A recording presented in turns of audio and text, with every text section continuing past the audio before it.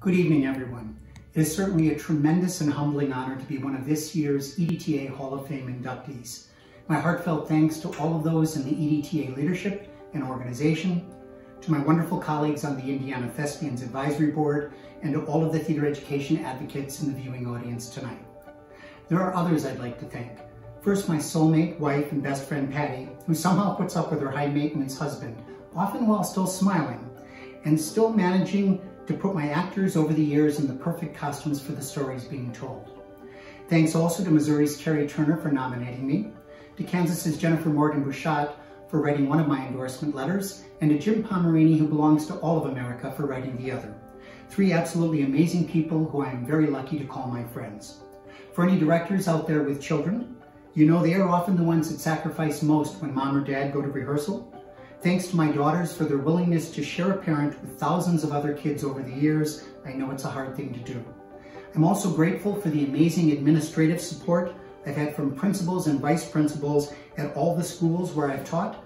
In particular, Father John at Stevens Point Pacelli, who told me he didn't know exactly what it was I did, but was really excited I was doing it well, and left me alone to succeed. And Bob Simon at Appleton West High, who told me he hired me as the theater expert and had always believed experts should be able to do their thing largely unhindered, as long as he wasn't going to be surprised by something that he should have known ahead of time. So he was always kept in the potential controversy loop and subsequently always had my back. Finally, when I moved to Indiana to create the theater education program at Ball State University, I was blessed with a department chair, Bill Jenkins, who fully supported a wide range of community school partnerships with our program and an innovative, immersive approach to developing the next generation of theater educators. Any effective theater director must also assemble a collaborative team of talented, creative artists who are all essential to tell a good story on stage. I am deeply grateful to all of those who did so many shows with me, including the previously mentioned costume designer Michael Daehn, choreographer Donnie Meyer-Bain, scenic artist Marty Voigt, set designer Steve Sherwin, vocal directors Alex Kokocius, Kevin Meidel, and Jody Cotton, and band director Michael Ross. They are all extraordinary at what they do, and creating memorable art with each of them has been one of the true joys of my life. On a similar note, all of the teachers and teaching artists at the Renaissance School for the Arts made me a better person, leader, and teaching artist. Deep thanks to you all.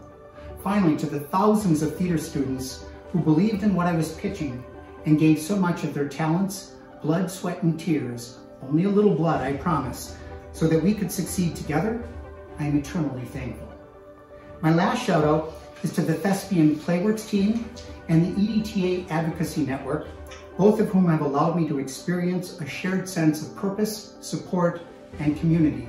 The one helping playwrights develop their unique voices, and the other making a persuasive case to this country's stakeholders that what we do as theater educators is absolutely essential to the development of the minds and souls of the next generation. As baseball great Jackie Robinson once said, "A life is not important except in the impact that it has on other lives." We get that in our field. Our students grow into better, more well-rounded, smarter, more caring, more confident, more creative, more capable, more curious, more complete human beings.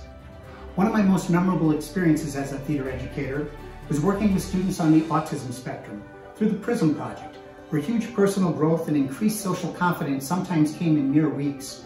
Our first year, a student who wouldn't talk to anyone in week one became so much more self-confident by the time our showcase occurred 10 weeks later that he serenaded his mother on stage with a heartbreaking solo, Kermit the Frog's "It's Not Easy Being Green," needless to say, to an audience in tears. Lives like these are catapulted into a different world of possibilities by what the theater and the arts offer them. What we do really matters. The world may not realize it yet, but those of us charged with the social and emotional development of our students are actually the most important teachers in our buildings. What I chose to do with my life, what you chose to do with your life, makes an essential difference every single day. I'm sure Jackie Robinson is smiling down on all of us. I have a friend who's twice been nominated for the Pulitzer Prize in Poetry. His name is Brian Andreas, and he created a series of books of poems with artwork called The Story People. This one sums up how I feel about being part of the theater education community and receiving this tremendous honor tonight. Someday, the light will shine like a sun through my skin, and they will say, "What have you done with your life?" And though there are many moments that I will remember, in the end, I will be proud to say, I was one of us. Thank you again, EdTA, and to all of the us's out there tonight who are paving the way to a much better future for all by heavily investing in the artistic and personal growth and well-being of your students each day. It is certainly a privilege to count myself among your inspiring number.